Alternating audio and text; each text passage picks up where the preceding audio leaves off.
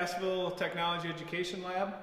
Today we're going to be looking at gluing and clamping a wood project.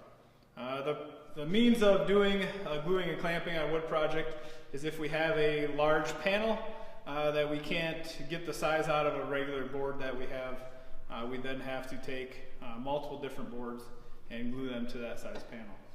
Okay, so for this project I have material, and in this case we're using cedar, and we're making a panel that is, and this is off of a plan, we're making a panel that is 16 inches by 22 inches. First of all, I have square stock, so I took my boards I had, ran them through the squaring the board process, and then ended up actually cutting them into approximately the same size pieces.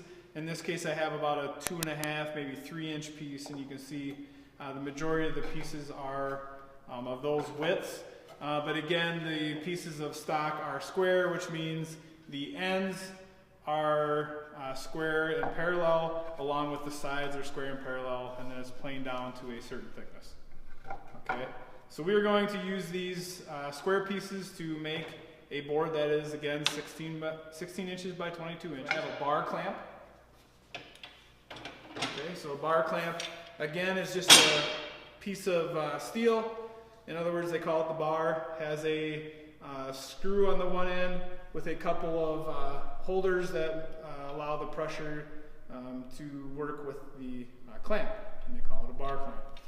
Okay, now there's other clamps. There's C-clamps, there's some wood C-clamps, and there's a variety of other clamps, but again, in this process we're going to be using bar clamps because we're doing a flat glue. Consideration, the planer size. So when we are gluing this up, if we only have a 15-inch planer and we're actually gluing a 16-inch wide piece, we are obviously going to have troubles planing this once we're glued up if we leave it 16 inches. So what we'd want to do is glue up a couple of the boards and then plane it and glue it back. Then glue the two plain pieces back together in one section, and sand that one section down where the one glue up piece had where we couldn't plane. So again, depending on your planer, you may have to do a couple of separate glue ups and do one final one at the end, and then sand it. Okay, I have a pencil so I can mark my stuff. I have some blocks for making sure that the clamp doesn't mar the lumber that we're working with. Okay, and usually I have on the side of the glue table a container set up so that you can easily access those. I have a glue table in this case, okay, because we don't want the glue on our good tables where we normally work. We don't want it on the floor, so we have what is called an actual glue table. And there's a piece of cardboard on here. We can replace the cardboard when it gets full of glue. Okay, I have glue, and in this case some wood glue. And this wood glue is actually an exterior wood glue, so they make interior and exterior wood glue.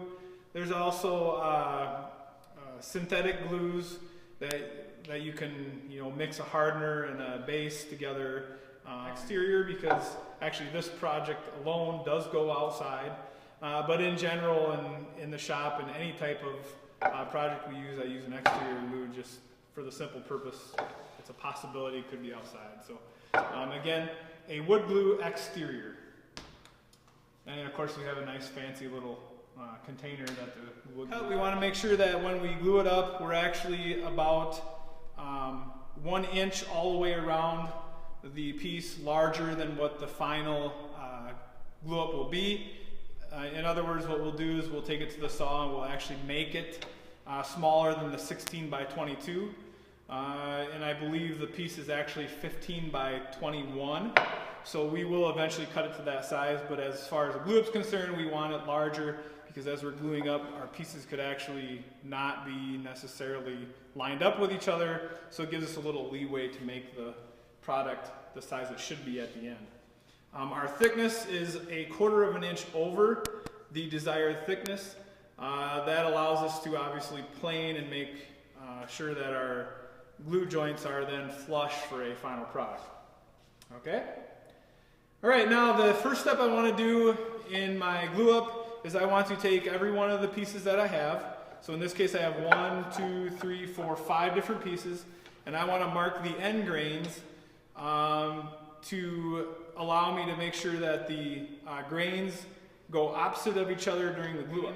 One grain for one of the boards to go down and the other grain to be faced up. And what that's going to do is it's going to make the second piece of lumber work against the first piece of lumber with the process of warpage, which is what lumber does.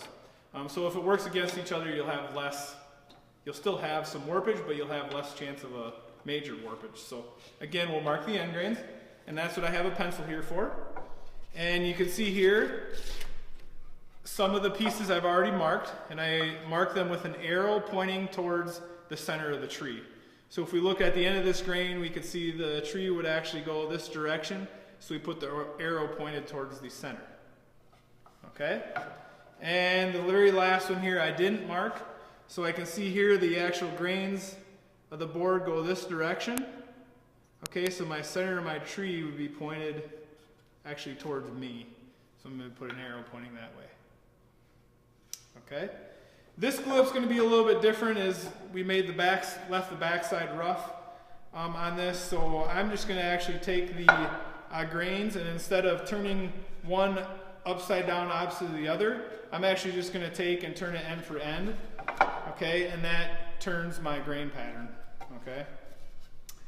So either way, normally we'd want to take the arrows and turn them opposite of each other, but in this case we're going to turn them end for end, essentially doing the same thing. What I'm going to make sure I do is I'm going to have 3 bar clamps on this. Now, typical rule is you do one under and one on top. So you can see here I have both my bar clamps underneath, and then I'm actually going to do a third one on top. So it'll be one bar clamp under, next bar clamp on top, and then the third bar clamp is going to be under again.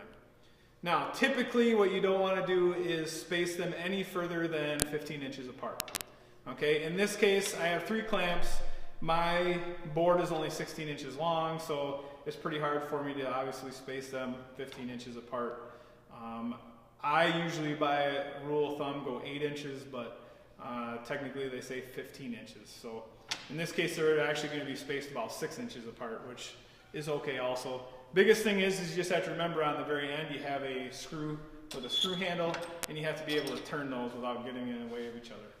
So again, 15 inches, in this case a little bit closer. I actually did a dry glue up. So I took my pieces, laid them in here, did my grain patterns on the end, and I actually took my blocks for the clamp, I put them in between, and then I ran the back side of the clamp up.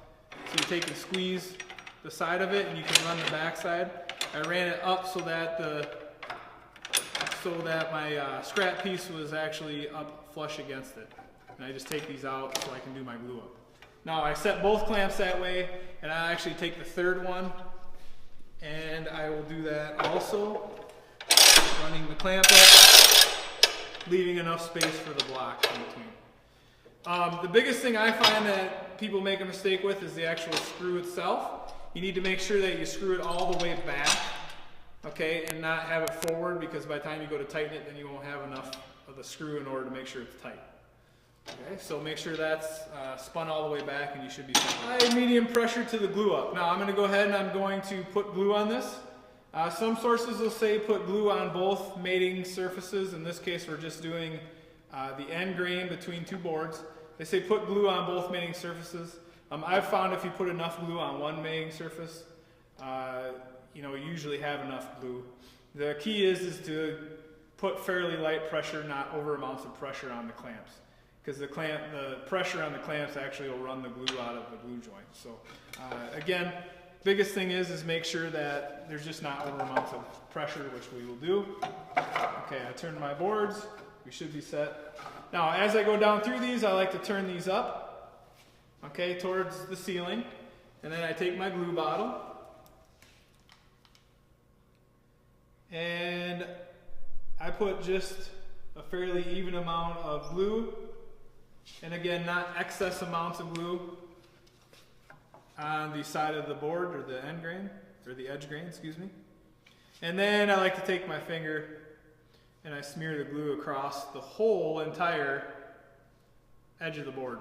Okay, the key is to get the glue across the whole entire edge of the board. All right, and then I'll lay that back down, and I take the next one and turn that up. And again, lay the glue on the edge. Smear the glue in. And lay that back down. At this point, the two boards can actually touch. Now, biggest thing is you have to remember you don't leave one of the edges out, because if you leave one of the edges out, then it doesn't have any glue and it won't be glued together at the end. If you are doing a larger piece that needs planing, what you'd want to do is just leave one section without any glue in it, clamp the whole thing together, and at the very end that one section won't be glued up, so then you can plane the two separate pieces and then do a final glue up of that one section. Okay? So again, I got one more I'm going to do here. And always make sure you put the lid back on the glue. Keeps it from drying up in the container. And okay, now I want to make sure my ends are fairly flush as I go to put the clamps on. Tighten the clamp.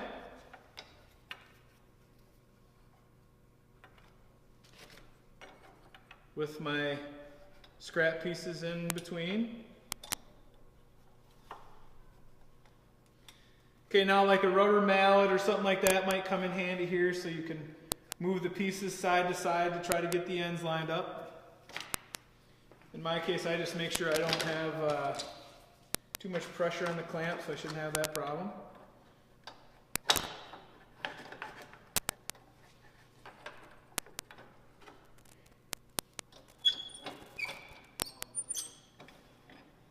Okay, and another thing is to make sure that your boards, if they have some warpage to them, you push them down before you actually tighten the clamps. Okay, and then I'm going to take this clamp and it's going to go over top.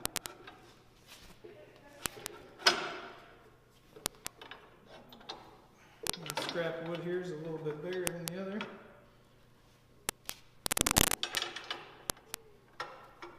Okay. Now what this clamp in the center is going to do is it's going to put pressure in the opposite direction so that your board you're gluing up doesn't actually warp.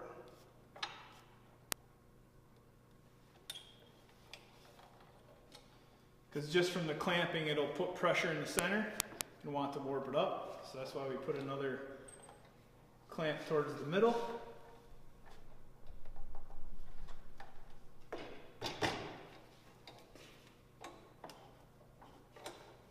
Okay.